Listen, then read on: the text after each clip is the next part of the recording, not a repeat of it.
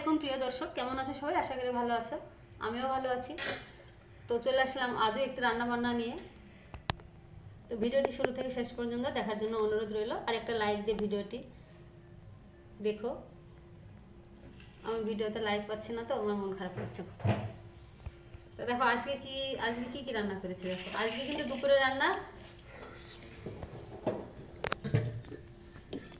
এ দেখো ভাত, এখানে ভাত করেছি, কিন্তু ভাত কিছুটা খাওয়া হয়েছে।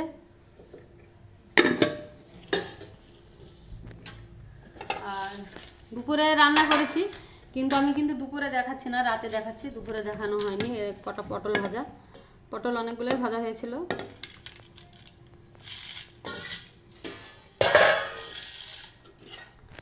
আর এখানে ডাঁটা ঝোল করেছিলাম আলু দিয়ে।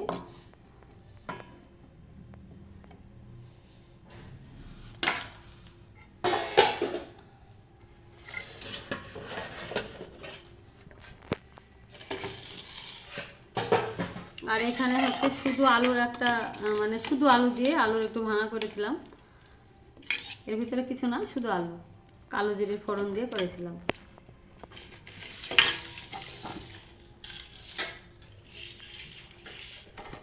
আর এই যে লুচি করেছি, তো এই লুচি আমরা রাতে খাবো। আর যে রান্নাগুলো দেখালাম সব দুপুরে রান্না, দুপুরবেলা দেখানো হয়নি, রাতেই দেখাচ্ছি। তো রাতে এইগুলো দিয়ে এখন খাওয়া দাওয়া হবে। আর এই যে লুচি করেছি, ফুলকো ফুলকো লুচি করেছি। তো এই লুচি দিয়ে এই আলুর এই যে তরকারিটা আছে, এটা দিয়ে খাওয়া হয়ে যাবে। আর এখানে আছে মিষ্টি দই।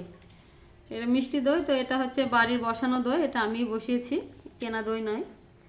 এই মিষ্টি দই আর এই আলুর এই তরকারি দিয়ে লুচিটা খাবো। তাহলে এই ছিল আজকে রান্না বান্না, সব দেখিয়ে দিলাম।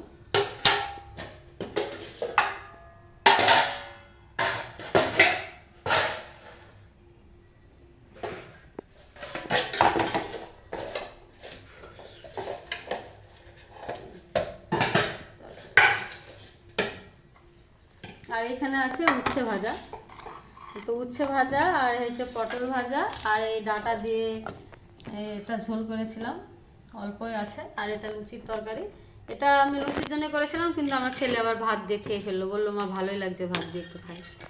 তো ভেবেছিলাম যে টক ডাল করবো, একটু মুসুরি ভাজা টাজা যখন আছে, পটল ভাজা উচ্ছে ভাজা, তা যাই হোক করা হলো না। এই ছিল আজকে আমার রান্না বান্না।